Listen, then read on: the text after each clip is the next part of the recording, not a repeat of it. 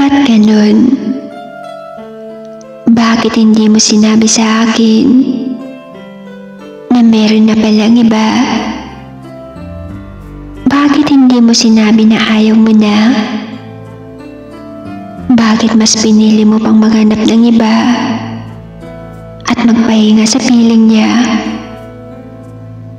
Andito naman ako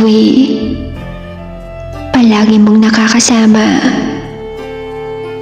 Ngunit bakit hindi mo nakita yung pagmamahal na binibigay ko sa'yo, Sinta?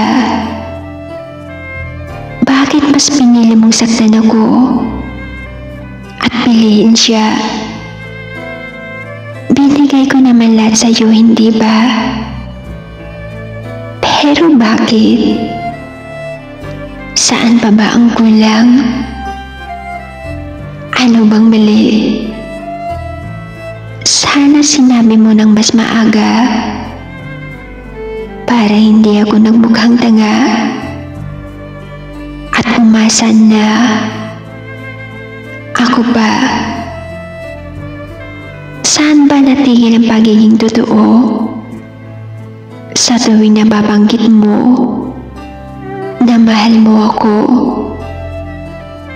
bakit hindi mo inamin na meron ng iba?